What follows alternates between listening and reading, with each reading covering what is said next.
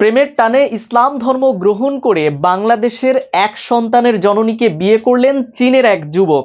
সিরাজগঞ্জের কাজীপুরে বিয়ে করতে এসেছেন চেং নাং নামে ওই যুবক, যা দেখে রীতিমতো হইচই পড়ে গেছে নেট পাড়ায়। বিস্তারিত থাকছে ডেস্ক রিপোর্টে। প্রেমের টানে সুদূর চীন থেকে সিরাজগঞ্জের কাজীপুরে বিয়ে করতে এসেছেন চেং নাং নামের এক যুবক। উপজেলার বিয়ারা গ্রামের মেয়ে অন্তরা খাতুনের সাথে মুসলিম রীতিতে বিয়ের বন্ধনে আবদ্ধ হয়েছেন তিনি। গত 22 নভেম্বর নোটারি পাবলিকের মাধ্যমে বিয়ে সম্পন্ন করেন তারা। বিয়ে শেষে অন্তরা খাতুনের বাবা আব্দুল রশিদের বাড়িতে আসেন গত রোববার।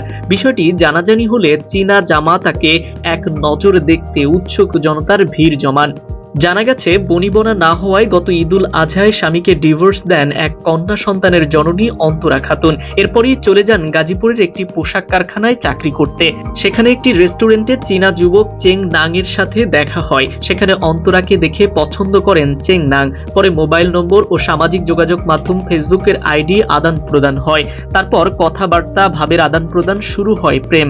চেং নাং বিয়ের প্রস্তাব দেন অন্তরাকে। পরে পারিবারিক সিদ্ধান্তের মাধ্যমেই তাদের বিয়ে হয়। ভিনদেশি জামাতা পেয়ে খুশি অন্তরার পরিবারও। অন্তরা বলেন, আমার মেয়েকে নিয়ে গাজীপুরের একটি রেস্টুরেন্টে গিয়েছিলাম। সেখানে চেং নাং ও তার বন্ধুরা যান। আমাকে দেখে সে পছন্দ করে। পরে নম্বর আদান প্রদান হয়। তারপর প্রেমের সম্পর্কে জড়াই আমরা। অন্তরা বলেন, আমি ডিভোর্সি মেয়ে এবং আমার একটা 9 বছরের মেয়ে আছে। জেনেও সে আমাকে বিয়ে করতে রাজি হন। পরে আমি বিষয়টি নিয়ে আমার পরিবারের সাথে কথা বললে তারা রাজি হন।